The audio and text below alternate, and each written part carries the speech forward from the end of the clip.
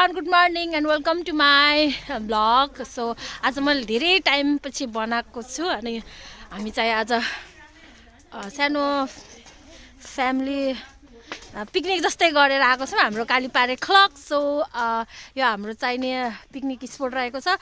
यो धेरै टाढा हैन, हाम्रो घरबारी हो हैन, हाम्रो भन्दा पनि हाम्रो दिदी ठुलो मम्मीहरुको. सो हामी चाहिँ आज यही खान्छौँ. हाम्रो प्रोग्राम यही रहेको छ अनि म लगायत मेरो हाम्रो घरको फ्यामिली अनि माइजूहरुको अनि माइजूको छोरीहरु हामीले प्रोग्राम सल्लाह गरेर आज बनाएको.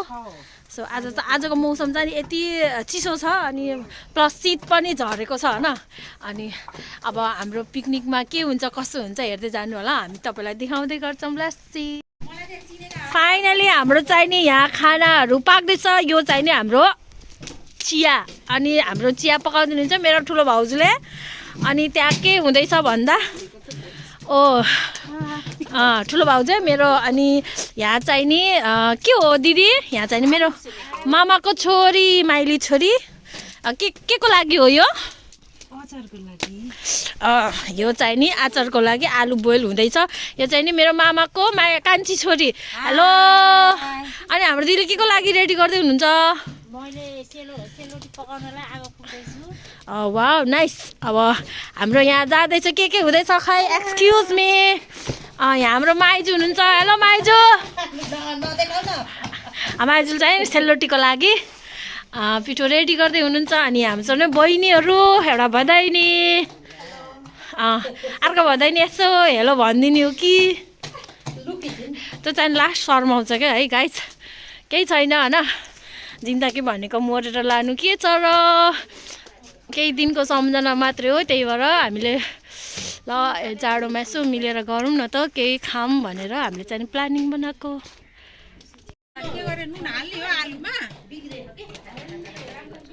हाल्नु न उस हुन्छ के छिटो पाक्छ आलु.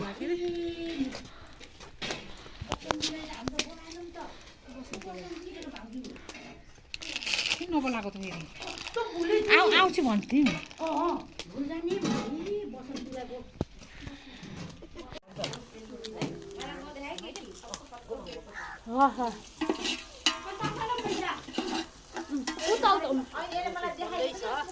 पानी पनि झिक्दै सब खोल्थ्यो, पानी पनि झिक्दै छ. आज हाम्रो कार्यक्रम सबैजनाहरू आइसकेको छन्. Let's see. तपाईहरूले देख्न सक्नुहुन्छ यता हाम्रो रोटी अलमोस्ट सबै पाकिसक्यो. अनि यहाँ चाहिँ नि अहिले हामीले नास्ताको लागि चाहिँ नि चिकन कुखुराको बनाउँदै. अनि यता फेरि हाम्रो दिदीले के बनाउँदै दिदी? मैले बनाउँछु अन्डा फ्राई गर्दैछु. अन्डा फ्राई. यो चाहिँ नि हाम्रो नास्ताको लागि है. खाना त लास्टमा जाडो छ के, सो पकाउँदै गरम गरम खाँदै. अनि हाम्रो पार्टीहरू चाहिँ कोही भित्र छन्. अनि अनि यहाँ चाहिँ भदै केटो अनि बाबा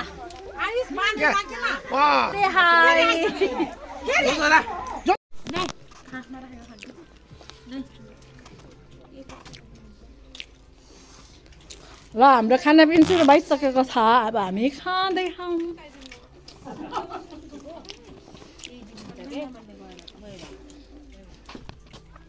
हेलो गाइजहरू.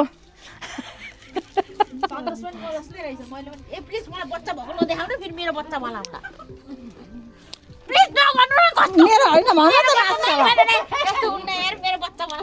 मेरो बच्चा होइन भन्न त. आमा चाहिने हो, बच्चा चाहिने हो है.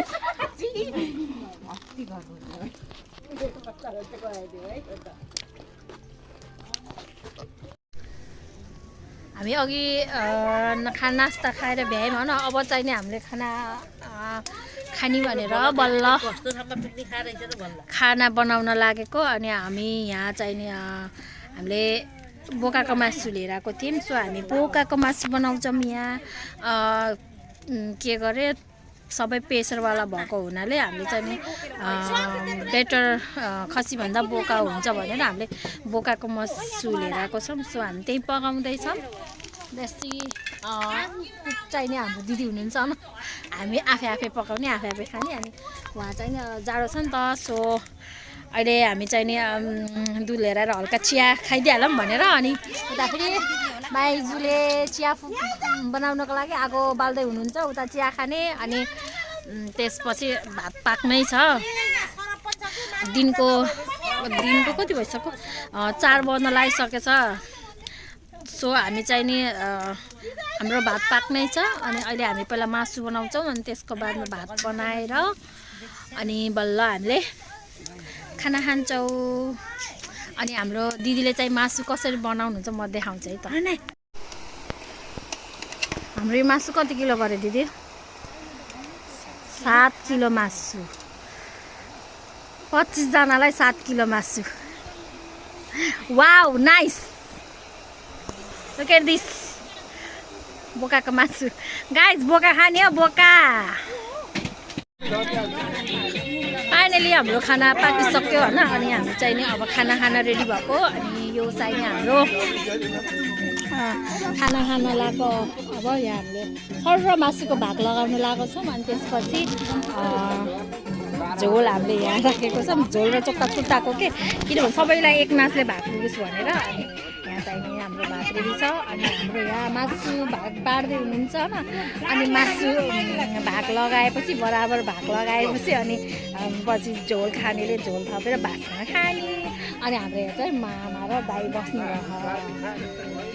हेलो भन्नु न उहाँ दाइ अनि उहाँ चाहिँ नि मेरो मामा अनि हाम्रो चाहिँ नि यहाँ माइजूले भाग लगाउँदै हुनुहुन्छ अनि यहाँ चाहिँ नि कोही नाच्दैछ है कोही चाहिँ नि उहाँ भाग लगाउँदै कोहीले उताबाट कुकुरलाई साइड लगाएर कोही यहाँ दिँदैछन् यो चाहिँ नि हाम्रो झोल